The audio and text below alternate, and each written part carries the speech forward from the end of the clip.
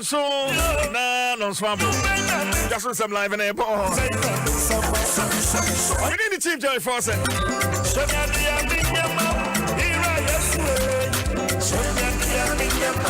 Mason come Chuchino, I say WhatsApp number near 0556748029.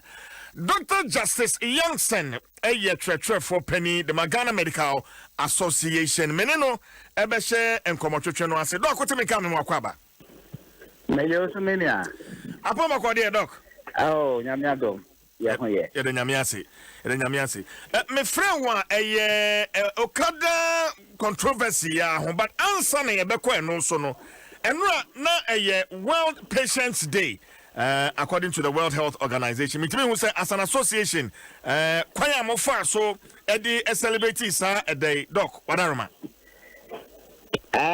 Me dey familiar and no ye dey ntoma kobo Ghana Health Service Ministry program dia o mo ye wo Labadi Lapam to talk about issues relating to patient safety and all that. And you know, in this COVID times where you cannot do mass activity, together with the Ministry Ghana Health Service, we did that to help the cause of patients generally. Doc, yeah, had here, and Rakwaya first so AD World Patients Day, no, Mammy narrating Chokakra, and Ra, mene or bad time beer. Wawo nebano wawo nunu ano na abofra no ohwan kromo enti wo yese wo de ne beko ayaresabia wo de ne kwa ayaresabia me 37 military hospital ena wo mo chese abofra no wo so enti agise wo nya mfie miensa ko mfie nan no ansana wo mbetimi ahwa abofra no enti maame no nya abotra ma abofra no wo nyini nya mfie I mean 3 years 8 months ena wo de ne kwa ayaresabia enti wadene ko ya no na esese wo mde ne ko theater enti wo mo be won panie se ne amamo kan mo medical terms no wo be won panie afi ma me wa twen yemu na Dr. Ford America de abofra betwam adan ya wo mo chese panie no wo mo de wo abofra no panie no abofra abofra no na dwenim enti abofra no nyamfie nan enra ma me ne de abofra no ba ha abofra no wontimi nante wabubu ma me ne wo abofra no nyina no nante o wontimi nkasa sabi nani nsusu kura so enhuna de enti akoba ne saa no kwan ye fa so celebrate World Patients Day no doc. Oh Minya, yes the edikai be we say ebusia by our situation well rather encounter na medical personnel so I think be or not be my ya you bet me the aboa akola no ofa my na ye hwese ye nua no repamo no no beto no tete se nua na first no me can say nim ensem no the full detail what can be actually me there but they see what 37 ni ade no ebia or medical record ni ade na betre what exactly happened but we know so throughout the world, there are times medical procedures could go wrong for whatever reason. It will only be unveiled through investigations. Minimum the ABR 37 investigations, you know, it shows to say. As you say, our boss, Mr. Mati, there's a better senior ABR, you better find a way. Yes, you be team, dear course. Ne mwabia na advice bia as an association you want will also try and push that as well. And the situation no but like I said and the program no cry had to do with patient safety and there. These are some of the things. It is not limited to Ghana. Okwa America, Europe medical malpractice, negligence, lawsuits, the normal way in our medical errors. Let me call it that way. But the 37 no, say American no, many full details. It means many pronouncement. But on the general surface, say the general outlook, no, you share no such a tremuna. I for maybe a hospital, a doctor for a nurse for other health professionals. ekoye bibia ma omo a ebia anko ni ye senia na ye anticipate no bibia esi ena esia ebia the patient factors ebia errors on the part of the health professional ebi so mo a ebia even equipment failure. Unfortunately, baby, I the part of the world, you know. I am equipment, power supply, there are issues around them. Sometimes there are shortages, supply, logistics of medical consumables, equipment, and you might be brave. It don't be sometimes frosted and crazy and answer. Menkase sane see wo what can I tell me? But all I'm saying is the systemic problems can also lead to situations where the outcomes of medical procedures sometimes may be compromised. Doc, but as an association moving forward, I believe to reduce because but I mean, reducing it to the barest minimum. Means me who say more from hono, more than she be of course. Team from Soviet me about if you dear Mudi, you might bet me at Tochima, but Kwabeni Faso at Sokra. Doc. Okay, they say there's what we call continuous professional development. Because we are a doctor, for example, now we start a Juma. A doctor for a Juma no, and yet be a dinner hot to say a dinner name when you're static. It keeps revolving. New innovations, better ways of doing things keep coming up. Research now there. And we've taken it upon ourselves to say we'll continuously educate our members to improve on their knowledge and skill base. We have also ensured that as a country, the postgraduate college, it is helping in this regard. And then we are also putting in place, or we have put in place, various interventions. Individuals who are not even at the postgraduate level doing postgraduate courses can also update their skills either at the facility, district, or regional level. And we are doing a lot to improve on the skills and then the competences. And issues of quality assurance. And also you're taking it seriously, where we do an introspection of all the things that we do at the health facility to see where things may have not been done rightly or where we can improve, such that we are always assured of quality at the end of the exercise. Interventions be okay. In fact, it do say continuous professional development is there. You're teaming up with the regulator, medical and data science, such that a better compulsory. So won't be in a year would make a renewal license to practice. I see. What it means is that we are ensuring that there's always an update in your skill and knowledge base. And when you go to improve the system. We are encouraging a lot of the doctors to also do some management and administrative activity, because as doctors we are always team leaders, and we also need to improve on our management skills, because sometimes the lapses in the administrative setup of an institution can actually lead to some of these problems, resulting in poor outcomes. And we are looking at all those bits. It's a comprehensive thing that we are doing. We engage the ministry, we are engaging Ghana Health Service, teaching hospitals. We will always work together to improve these things. There are programs, association, and organizing we team up with the employer to do some of these things. But Doc, aside education, quality assurance, other sawabubo bosui. Shemo eba to association when him say, wait there. When this one be a deliberate and so it was complete negligence. Associate be Doc.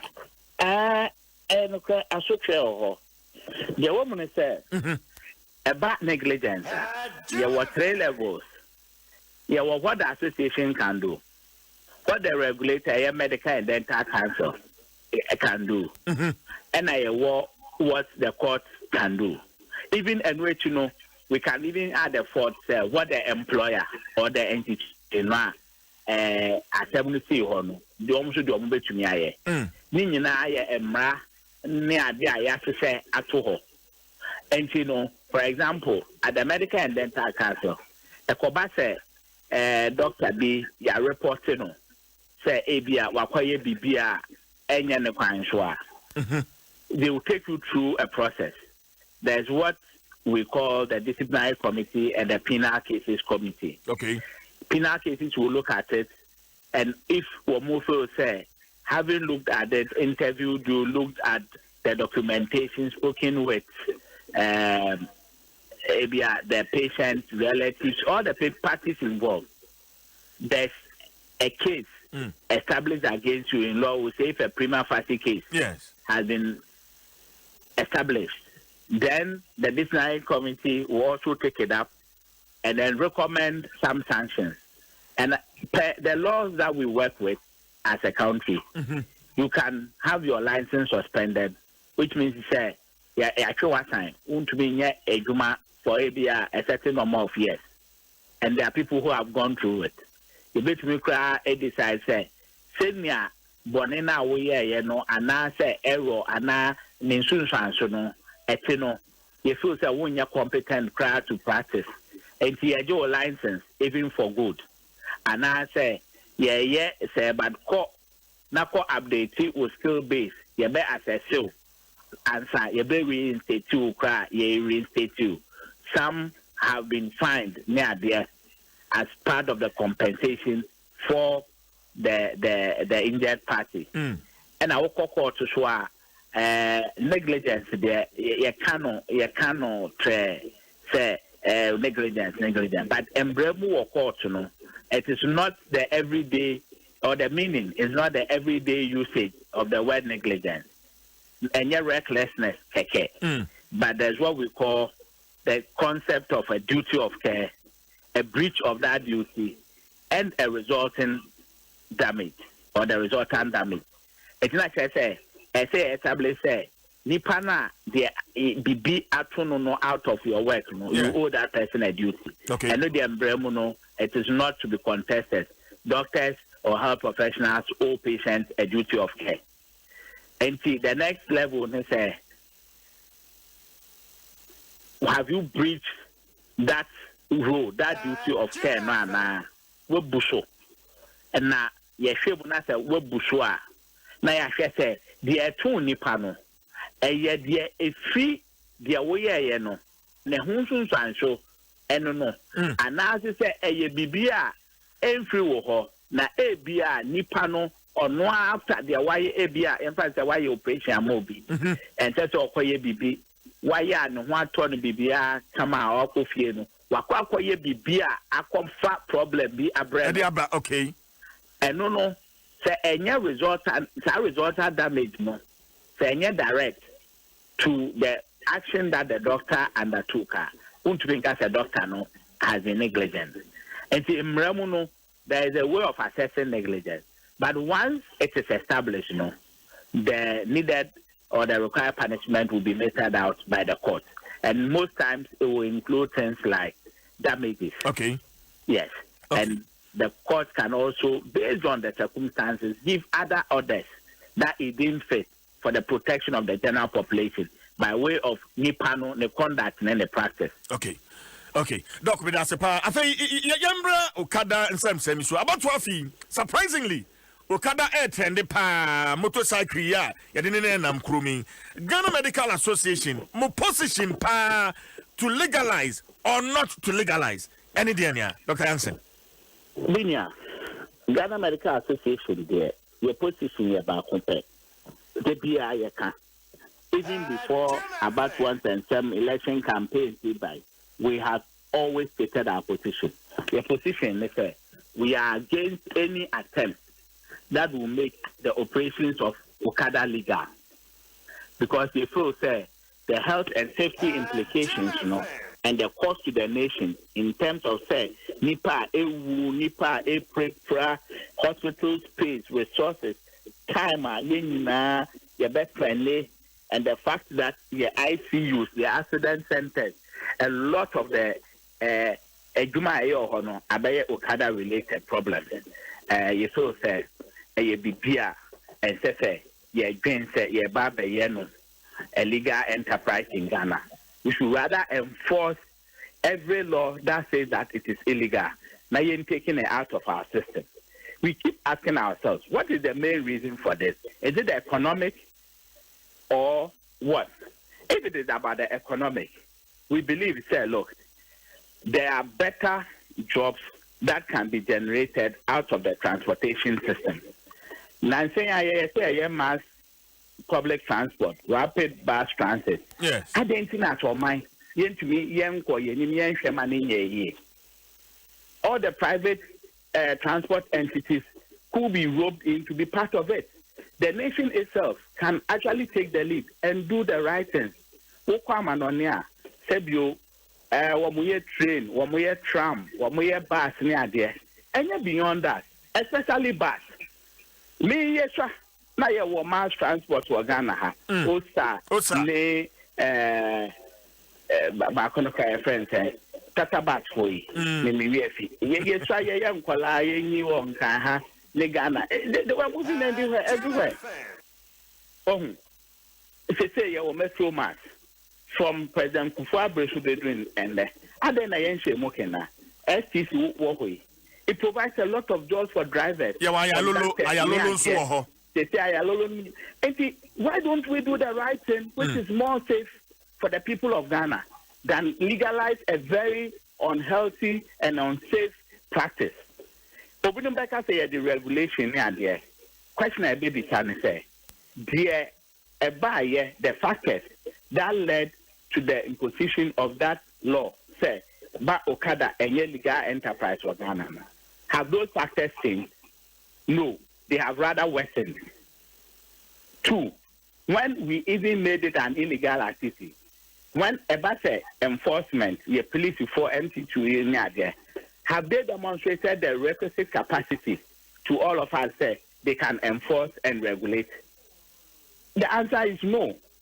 The identity person compounded a problem.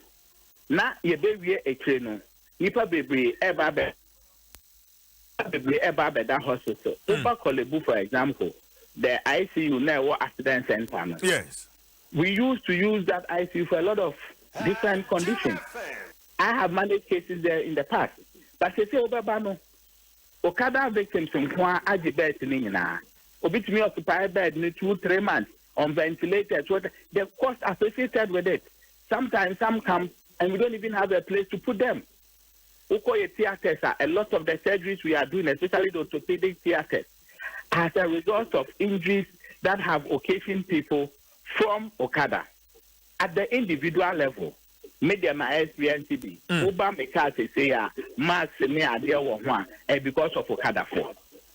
They don't respect any of the rules. And I'm sure the general population have also experienced it. But in the process, now almost 80 accidents, casualties, the health and safety implications alone from where we sit, we believe it should never be made a legal enterprise in Ghana. Okay, but other things are a employment paper ever.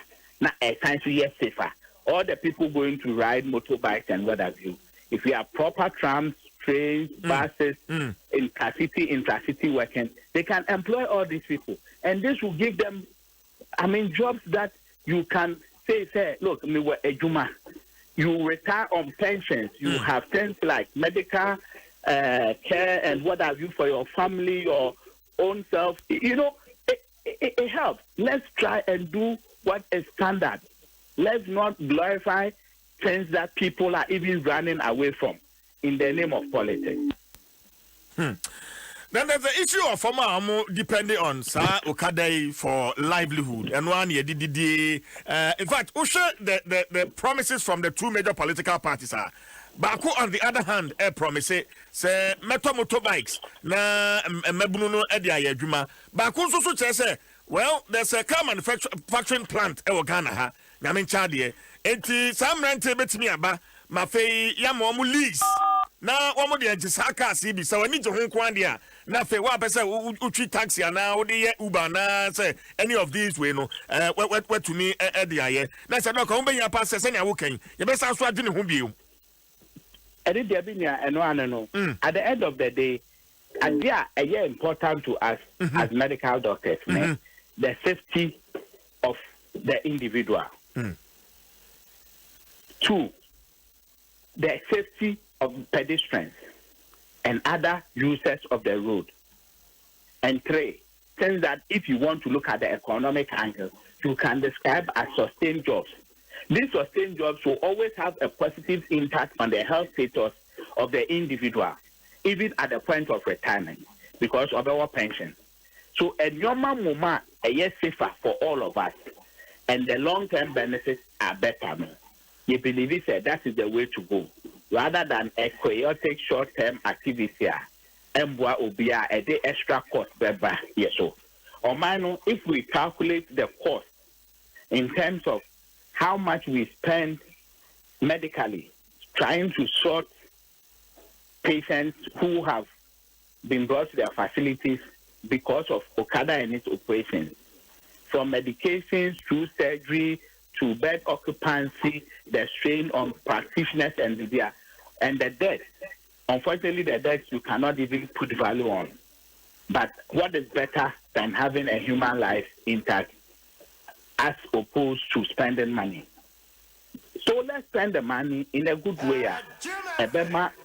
Sa undesired effect crashes near the end, a bit free or minimum.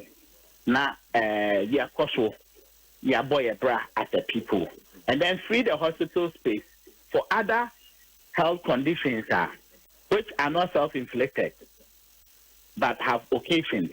Now to me, you take better care of the patient rather than bringing in this activity that will overwhelm the health professionals, crowd our OPDs, our theaters, our ICUs, and then delay care, leading to unnecessary death. Back my name is Yes, yeah, that's it. Dr. Justice Nsem is the General Secretary Ghana Medical Association, and I'm in Acheche and Komono.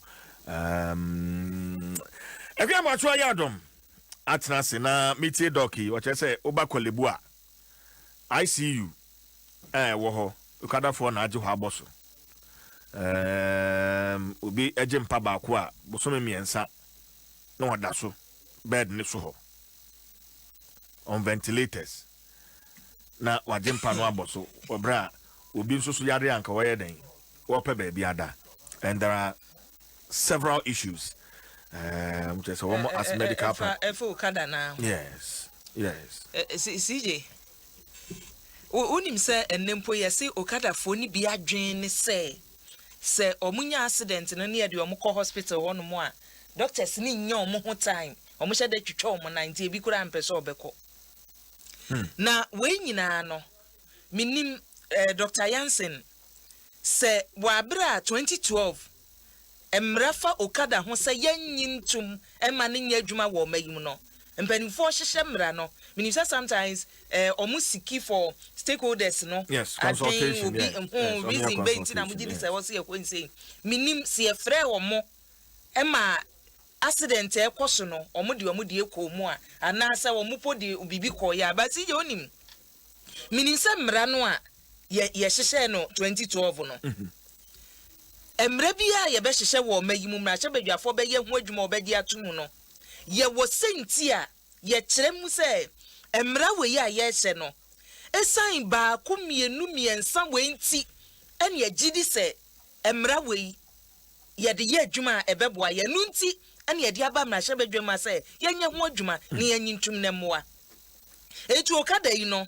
se ye ka asema enye adwuma emra nti a omukọ mra hye badwam no mo kire mu ansa na mra hye badwafo ne mpanimfo nyina agitum emama mpani so de ne nsa be hyase ema ne be ye adwuma. What was the reason? The reason no de call 2012 no. Ana nei no die na asesa e won reason a ye gina so e de je sa mra ne tum no. Die na asesa CJ. I just say was say San Yemeni na wo in Satraye was here deba because ye shem rebi we near see any amendment and you offer car dealers name and same year be yan commercial savage cash we said then they banny way almost Customs Amendment Act.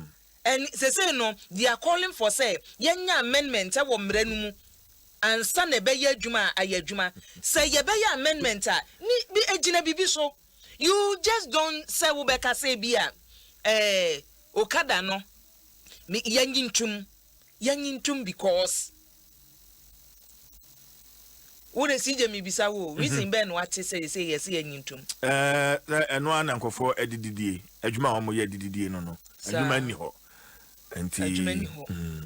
enti yenni means bia yebetumi afa so na se yebenya adwuma ma sa nipa no Dr. Hansen na no pe watch say transportation sector no ye bebiem buses ni trains ni ade ye bebiem na ba kuya Onje ha say na ye nam graphic road won mo mbeka kire say o matwa kwan ni bi ato nchen saa kwan no ye hwe ne amfa so me o ma chemeda e wo Tesano junction o ma chemeda won say ba bi o msi BRT lane man fa ho no mo so kwan na da ho kwan obi anam so enya ne sa na me kire o CJ buses no bedo so enya buses no na omo kwan no enya ayalolo enya ayalolo kwan City Express ni Osane those days unti ye bi da na ekosi sen eniema na ye no wahu bo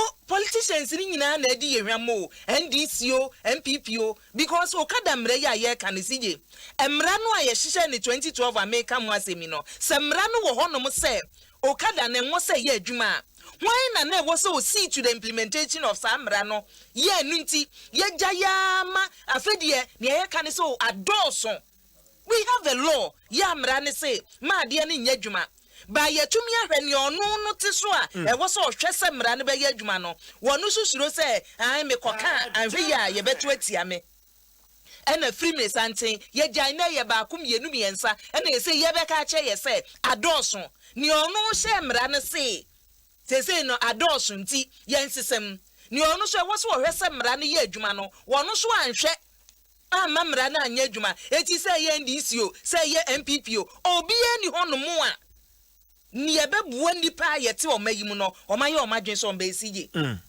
ye hye mra no a mu a mo beto ye from 2012 no sabre no NDC tena so kakra na afi no okada na sha ase nkakra osije na no so saa abesi nne enti di asem na o mo ka che se wo hwa amanfo a ewu ewo okada ho asije nipa ewu okada ho nipa ye twetwetwetwe o mo nan ye no mu akronfo di moto di ya chi wi ayen ye no mu akronfo edi moto di ya chi twice amanfo di o mo ho agimu enti no wo a wo se na mra no yensesa no hwese mra no be ye adwuma omu dwa ye ho kwe sabre obi agina simpie so abohye no omu tugu wati se bibi no nipa no ka wo gina wo no wa bisa say na asem ye o kan fe so o kire sen ensem ni bi wo hono mo politicians ne ka che DCNC when you listen to them wo bisa ho say na asem ye a wo ka no wo ka chen so ma kire mu a me etoda na mrefi mo sira asem wo mi refi ngwa so wo ka so ma kire mu CJ manifestos no wo the answer na abekọ onim wotimi fa point bi wo manifestos no ma twere no na communicators no woni CJ be kasa no wabisa ne say CJ mo point we ye wo mo manifesto no die na mo pesa mo kire CJ explanation o de be ma wo no kokko hia fodwo so de o de be ma so you don't know what they even don't know why was o mo fa so kire o manifesto no say o man can to work keke they are just deceiving people Emi abato ya Adom mesa ba ho na fe ya koyenim but we free Ghana Revenue Authority Domestic Tax Revenue Division na mamenkan no brofokasem quarterly payment of income tax third quarter 2020. The Ghana Revenue Authority GRA wishes to remind all taxpayers, companies, entities, individuals, including self-employed persons and partnerships, that the third quarter income tax installment payment for 2020 is due by 30th of September 2020. The third quarter installment payment must be settled on or before Wednesday, 30th September 2020. Please note that failure to pay income tax on due date attracts an interest of 125% of the statutory rate compounded monthly on the outstanding tax. Signed, Commissioner General. 18 na just say eto ese okotua efa etoso miensa afie yi mu no emrenu aduru ho na Ghana Revenue Authority eno se memfa ento anim nduma eku ahodo ene ankra ese mutua eto se ache kra busumi ayi womi ya ne da etoso aduasa 30th of September eyukwada na wa betua ntisa interested that's on 125%. Yade ebebo na wetua enti hyene so sa emame. Enteltigo anapay emam sa kwanye wo ye calls fi anapay no numa akopeme anapa no do 5 hours free calls for 6 months. We menyi ni se network bia ye bibi sei e wo Ghana hada Enteltigo nkwa na se wo ya ne se wonto Enteltigo sim ni bia to bia anapay ya na wato new Airtel Tigo sim no na waye Airtel Tigo money transaction kitwa bia nsa wo ye wie ya eno ano no wudem automatic musumisia o kasafia na pa no numa kopama na pa nondu adada fo no so yekura Airtel Tigo sim dada no ne asese ye ne se ye dial star 110 hash star 110 hash na fe wa select option 2 ebo Airtel Tigo no so fa phone no na menkyerɛ wo you so Airtel Tigo dial star 110 hash wabo aha no select option 2 no select no where aha now fe selecting edi ho no free morning offer abon say wo ho e wo finfin ho ba bia free morning offer na fe wa subscribe eno ano no 2 Ghana cedis na yate wo udem we ye free morning course no no to course na fe babusanfo nkan ni nyina amane no bobia empe Airtel Tigo sim ni bi na wetimi enjoy enkomo tin buy an Airtel Tigo sim today. Airtel Tigo money life is simple. DSTV Zappa the decoder no 229 Ghana cedis pe 229 Ghana cedis DSTV Zappa decoder na fe enu twa wato awie no ye ma bosome baako access enu free watwa enu so enu twam na akwa reconnection a 45 Ghana cedis pe enti na watwa awie ya over 20 live matches ye ba beboy La Liga, Serie A, Champions League, Premier League utufie na watwa enu so we hu yan so kwati to bi mpomam na wakonya bi ahwe DSTV Zappa decoder umpewi na opede DSTV feel every moment. And my friend that channel ehuhia into Access Bank at the Access Bank Perfect Start promo. And ebuama mofrano wo moda aso abemu abofrano obana wo hu che won ubisano nea onyini a opeso wa ya hu bedwuru o mani so ade hunu no eson enti ye hyase mofrabremu heya ne aboa wo ama obegini no na eni so ade hunu no abem pepepe e de ama no se utia oya wofo a 200 Ghana cedis in your new or existing Access Bank early savers account eno ano no na fe unam kwan no so 100,000 Ghana cedis plus other amazing prizes no on sabetimi akabie na odisika no etumu nyina no na unya point early bird membership milestone and a savings culture point na unya 2,000 points per automatic or qualify to win the grand prize. And now no your perfect start promo microsite or wha so games ahodo bebre ekoso amofra na betimi akoho na wo makobobie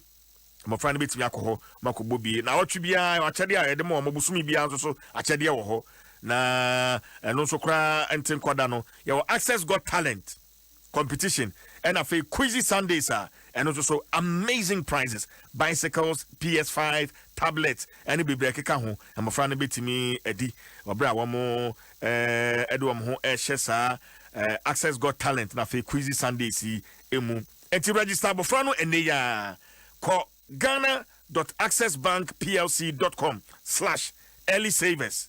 ghana.accessbankplc.com/early savers. And I'll be afraid to free 0800 004400. And I'm sure the one cat time ubehunu nkomo yi mu nkyeremu bia channel so sense share kakra ewo ho. Access Bank, more than banking. Enkonya papa and a latex foam e dey from wo so the latex foam and e ka cushion papa ye dey mattress ne nkonya ne adana we dey e nkonya one seater, two seaters, three seater, L-shaped sofa. Colors ahodoɔ bebree. Enti wodwene comfortability, durability, quality na fe perfect finishing a latex foam baby na fe o hall o front desk any mia tete sa person sisi ho kama no also wetimi enya latex foam nkonya yi bi ne bo no so da fampa latex foam, your partner for life. Well, Anapemantia Sheikh Ahmed Kwabena Nkrumah, we CEO Nostrum Enterprise Ewatema. Sheikh Anapemichiao, Tena me no to train come on Anapemi Pompe, mini team nina ye batema. Enti Shayanim will be aqua mekem. Ega, na fe Yansha said the bunker time ye betimi ashimwa na yako yenim. Then you crown no.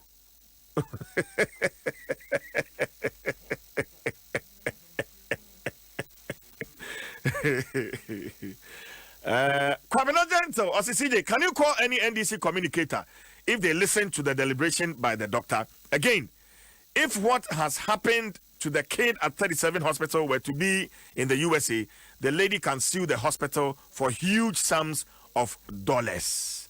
And also it's true. No Ghana Hana we making will be at the hospital akwani abasa yempenenima hwempo esan apomdi djuma ni bi kwan a wode no afaso and it's quite disheartening. The citizen Techiman says, good morning host. Ghana needs a new era of social justice. The time for renewal is now. The time to finally end intolerance and social discrimination against ethnic, religious, gender, and age groups is now. It is time to unite and create opportunities for all, not just a privileged few. NDC Manifesto. Special regards to the next MP for Techiman North, lawyer Elizabeth Ufosu Ejare, and the citizen Techiman, and so Ede Abba. Piaga. Also, good morning, CJ. Every member of the NDC is a trained. No, you can't just conclude like that. Piaga. Kenny G. Ampa Tata Basana City Express. Okay, Uber to City Express. Tata Bas. Menu. Oh yeah, sure. Menu. Ubete and now Uber What's an in your account and betray and I didn't have what fruit be paying? My fruit. Okay, I say one number for that.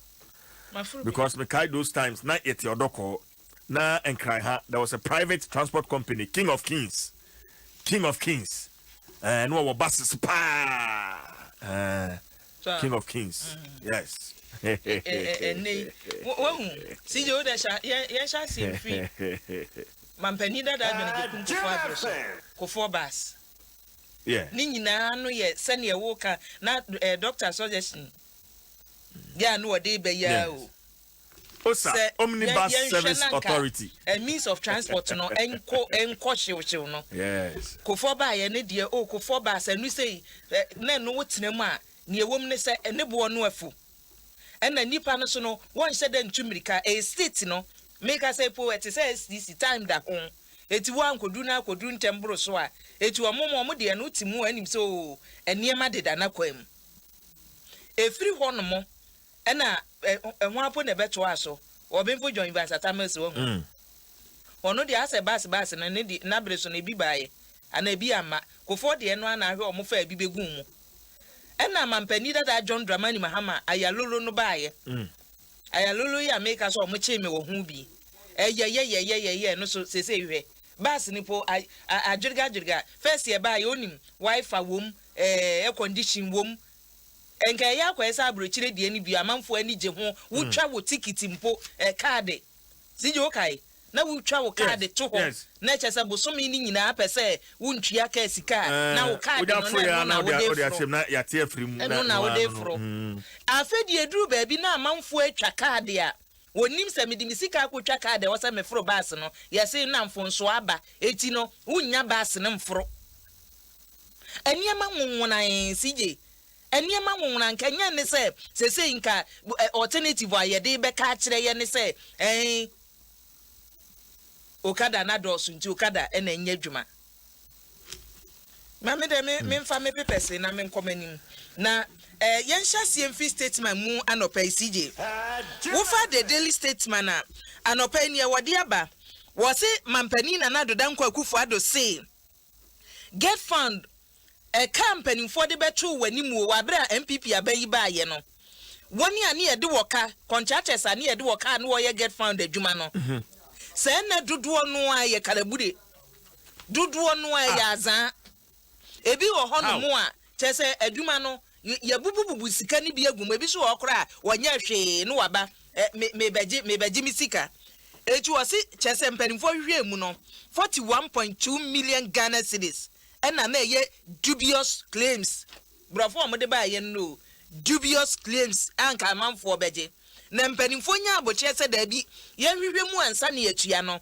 amasa sika wei wa save 41.2 million Ghana cedis watumi ya save akoma yi futum statement de bi no ene statement mfonyi no de aba no hwe efa okada no ho no wo bi ti okada ni bi so no ne ka motom yenu ena ka ba ko no mde abom se gbonan ena nipa ne te form na CJ ni otwi moto no na ni ba ko ayese na ni ba ko ayese bofroach ena na be na wotwinie news ani ye odoko ho no mo ya moto no eni se ekose ka na si osesen nipa no ni sini no etwa se nu onwu yo CJ ye would be say you are Facebook live La Paz or se La Paz mpo nisini ni se ne teye no no da ho nu onwu ye na opeje ni ti no ohwe ni form ni se ya wo form na ate da ho na afa so da se na onwu ye CJ ene statement di via ba se Ghana Medical Association say okada no omo kiki gensi se Dr. Ajiatum so omo kiki gensi pepe kiki gensi omo kiki gensi womu nyintum se ebeba be ye adwuma na mu adwuma dɔɔso wo mayimu eti mu amode ye propaganda no mo nhwɛ na munyai ɛna mo so wo se mo hwɛ mamra no so ye adwuma no mo nhwɛ wo de CJ Facebook wo hu ni ayo ade ato ho no okada accident ni bi wo de hwade chese eni okasa be kasa the inquisitor na me de toaso na no so ne de ye abode aba yes wo kogia ya hwa ye pinso Professor Stephen Ade ne wonu mo ye pinso yes promotion a ekoso ewo giare staff ne board ni bi na ma say entawantawa dendendendendende na ayi ni ti ewo hwa a amanfo otwemo da range udi ekona kwoto inquisitor ni bi ne ekoso no wan kasa wo behunu wati bi so ewo mu inquisitor de eno no yemra daily guide so emuni emfa daily guide entwa so anopai na wo daily guide mu no the wonka ta esu di bi abetwudwane na nsam no de ehim papa CJ wo he daily guide mu a was a voters register no exhibition no ebere no anya so na ese kura de wo se abefo kwan so wa hwewo se ne nipa ni si eda ho no mu a ye hu no ho atete no no oda ho no moto no ebi no na CJ say yes ehun hia so be nante akọ exhibition center ho wo phone no fa wo phone no a ID number no bo wo ba na chese ne ade be ma obi adi so na check it wo betumi ehun se wudin no eye CJ force na ebi a force no ma spelling and spelling here wo betumi akoye ho adwuma what Ghana Registered Nurses and Midwives Association Wamo issue no. On day. Wamo bon training pa. On day. strike. In fact, me better to come out to see ya. Na graphic muntu de graphic mo. Okay. Many Joseph Krampa or a national PRO. Edema Ghana Registered Nurses and Midwives Association. Meneno entry and kobo.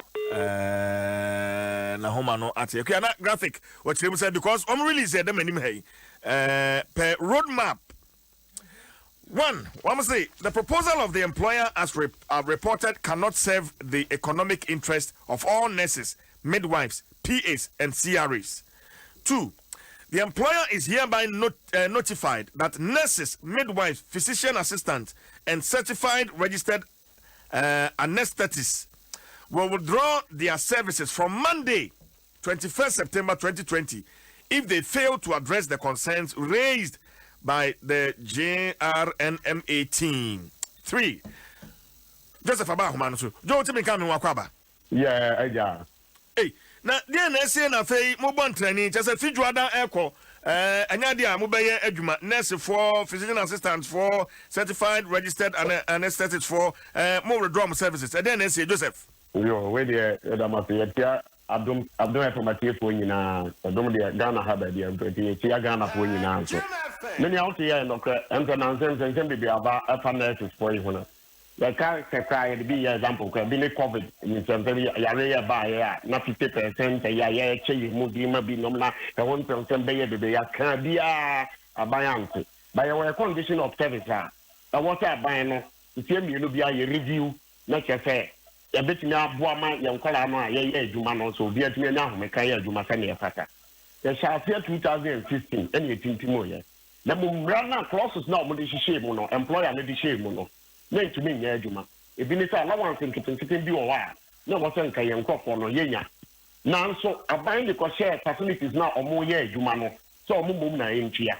Almost all car, almost insurance, and so you have the Moka, or in the Mitia. Jumeta Krano, yeah, Jumanonso. And so now that wants to know, or would the dear transfer because the transfer grant as I said, Unya Krano. Unya, or dear Tirana, Unya, not as a vagina come. If you know Namuramu, air walk at him from Pania. If you move crossing, you cover be some very hard to reach areas. And so air Fabinum, cover the by a move. Not near Mayna, a said facility allocated allowances a year from what they might. Yahoo saying, Yajuma. And who employer no take you over from the central corporate consolidated fund or whatever, controller. Now appear a pay slip so. Yamania Yanni, I buy the chain. On the Asiata, Yan sign young press or Sunday Yan. And the near Katom, the answer, Yan yet. And when you Kalana, Africa, and I say, your members and the DSC are no fair. Yan Mokata Mapo, and I knew wedding. Yababe cannot say, I'm with Nadia Yacobo, Mamma, John Becker, the Arnold, Mamma Swat. It is run a national council meeting. Regional chairman and secretary, a specialized 16 specialized group, almost chairman and secretary this year. It is the 2 of money. Some now, when they buy, they go to buy any more. Muaya or they buy any to market, let's say. Say a cow more quiet, yes, you're playing on Mrs. Perpetua. Or your bar, Sabi. Only Catana, only tell you, Sijin and Mabata and Pa. And can never run and carry the enough fact of the sharp here. If it's on the 9th of September, yeah, they like a call out to all stakeholders. Said they send their buying position now, after 4th of September meeting, now you won't do it. Send you know what I am. So I'll show you the basic, my dear Boko Quato, that. And the letters are called by the Associate Korea. I have 15th, 16th, you push ya. Still, I don't know what you say. I guess about your Munya Margin say, on the bathroom. I don't know what kinds of perform Kakran share. No majority of our members, no Canano more from our community health nurses, whoever. Or more and benefit to more. Okay, maybe I'm so more buffem to which level? I no more for say, I'm favor and crown more for more. Okay, you will be a friend of non-core allowances, non-core, let's say. The so what do my family? If you are now the speaker, Juma. Who speaker say? And I said, I was sad if you are white, the mouth ever for the year, Juma. Won't you mean my doctor, the family announced the court and the stethoscope and found out do my FM because it doesn't belong there. And it is money you categorize it with the specific job that you are doing. Okay. And some of your core things are and they apply to. For instance, a banker say, "Oh, matter tax relief on a year friend say COVID buy." Also, I need your more health sector who you know, or the Maubia. Yes. But you'll be on the nurse, you'll be on the midwife, and as a physician assistant, and I'm not setting. I know your core things. But non-core things now, any man getting what you do. Any a cocaine, yeah. Yenya, some of Bagate, Yenny power, my imu. And then see about council to Sabia. And the young fine share based on your leader, no, not that Mrs. Perpetual for young people. A Catachio, Monometer, any young fine say Joada. The bedroom Joada now buying Freya, dear. And I said, the only young cat, the open on coming young to dear. Nurse media, midwife media, so your community as nurse. So you're going there, so we are critical care nurse, very operative. The customer will be a member. Okay, but unnecessary. We are from Nabi and Gufom. Now, by non Casanco to the Mason on Yano. Just non core things, so no one work as a near market and kitty bino, specifically. Lepacho, the Edicano, Yenin said hospitals, Yenani, and Yenani hospital concession. It will be Mufaka, a free baby. And some of could see by the Dwaso Nsem and could do a human. If you can see a transport allowance, you have a rent allowance, you say, so Nipa only Diana, to me a day, a juma. Now, no Biana buying to me at the man a dying. I buy to die on their man. A top hierarchy. The first echelon is a DDNS normally in Paifobimu Kakrana or dear normal. Nan Kadana or Munama or Moya Jumana or Munyara, and you have a parent allowance. You have a uniform allowance. Uniform, no, in the Ghana Health Service in particular. Or Mumpa Mawam. Or Mumpa Maya. And to just a Wakatiana way Juma Sanu Fitra Yadiama, and no be now they call material Sabepam. You can't have Nanya material, your Shampabua, a man of breast watch or whatever. Nina Kahubi, sent to unfair no allowance in my rural incentive allowance. If you more baby or a hard to reach area. Money infectious compound, health centers.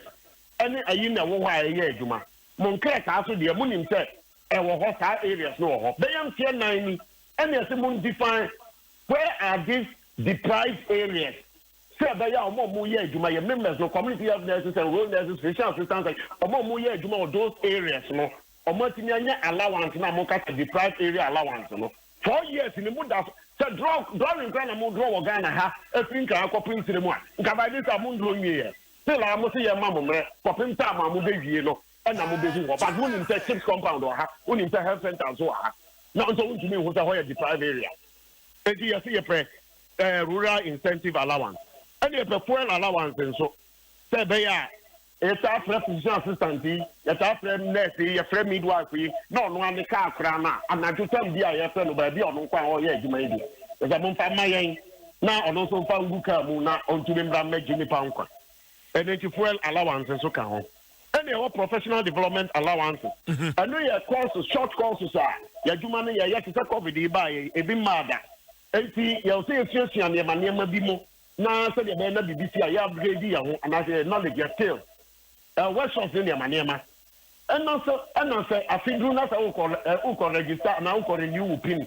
And I said, yeah, lances are the year, Juma. Power workshops when it's on your manema no motion. And also, I'm buying on Giano, just a young selfie, a curriculum, a Cosia where Juma one year there. And then here, also, you're being a professional development allowance. And your on call allowances. The top physician assistants. Any some specialized anesthetists in there. Case the BLC and Johnny midwives on there, or only the one with the compound and I said, this is a friend, bra. And the own call allowance. In yesterday, yeah, calling and I said, I felt that you might be nice. I soon as I'm married, you might be a better one than the acre. Number what you want 24 hours. If you are BBC, I can be a would you know national year, you might throw a baby into our own call allowance not to here. And you have a book and research allowance for our nurses training and midwifery training to lecturers, no. Almost a money research kakra, no more for research and Kadana dear. Okay. Now, dear woman, you say, a bind up a all 65 near Manema Yabubusi. Now, all the kosher facilities room to send your first one, no buy, and near the and confirm for controller. So say IGF e wo ho a mo develop there. Just IGF no da fa ko control account na busu me bi o mo ntiche ma ye. E no so say wo mpene. Ye nkwada. The council say o mo so ntime fata conditions ne nya adwuma. Okay. Nya free dwade ko bia no. Ya de enema egu form. Okay. Joseph Kampa, me ne me final question. And it said, why now? Aka krama ye kwa kwatoaba. And mo boss Anthony. Me da si bebre. About one my foot. Our foot, because Jumas nurses and midwives doesn't talk about elections. No, Joseph. Excuse me. What's your language? Elections. Well, that is what I'm saying. We didn't choose. We saw what politics were there. Politics were there. We didn't choose politics. We went in for our professional training. Until your politics until the year can happen. 4 years now, you shall see a cut on implement it. No money in about to obey. Yakia book, fear no mobile to Casa. We don't care about elections. We don't care about politics. We care about the welfare of our members in the country. I don't meet you at Kampa. Joseph Kampa, a national PRO, Ghana Registered Nurses and Midwives Association. And I'm no, maybe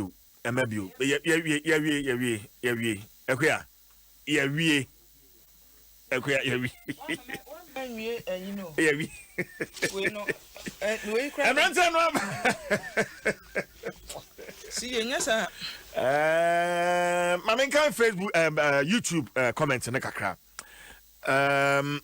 Edu Brobe or CCJ NDC members will not go and check their names, so it's a plan by EC to divert attention from Mahama Sami Jemfi call for the nationwide demonstration against EC. Now, as usual, Isaac Minta and also said, NDC, they don't have any hope. They talk, no reason. Okay, also they are banano. Charles Snap or say, why strike at this time of crisis? Okay, I'm in trouble. That's it. Emensen waba. Na poso yemfa ho asedano ebiem yemfa Madura Plus where Dura Plus goes water flows, Tabia herbal mixture. Your true and authentic herbal medicine. Latex from your partner for life. Vodafone, the future is exciting. Ready? And Agbeve Herbal Center. Wayarisa, Ifi. Prof! Wale. Oh, Chema. And a prof, my trendy, fine. And then you champ for Nina. CJ. We have more. Professor Biamo. Oh, you are Tessidia. Come on. Now, my informant no Macasa, 1,005 now. Almost say, Yamia Dominic to about the ma and this Sufua.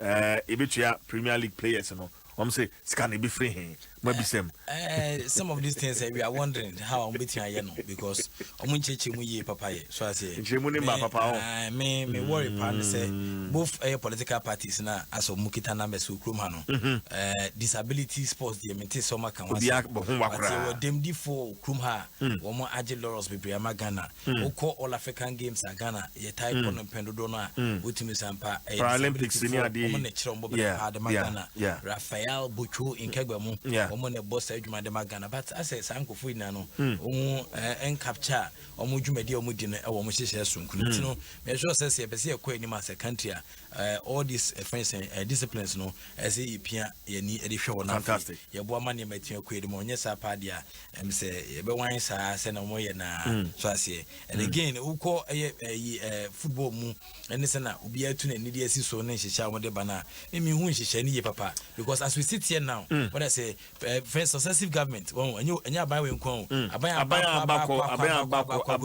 one the the national teams car it be the boxers akwaje friends gold ama bronze and silver any other they ama Ghana be the omo ka season into it be the athlete omo equal competition in the name of Ghana omo pdm saka besis abiri into asa na we na in this one na we na be chance ya adana say kadada we no so on claim fam inti but om say kadi da wa empro chinchin inti me sure say manadi I got say Professor Wallace Adom Sports page 1. From long tennis to javelin, swimming, Edeko wrestling. The way a Tiger Woods is swinging, Sergio Ramos tackling. The way a Messi dribbling, Cristiano Ronaldo scoring. The way a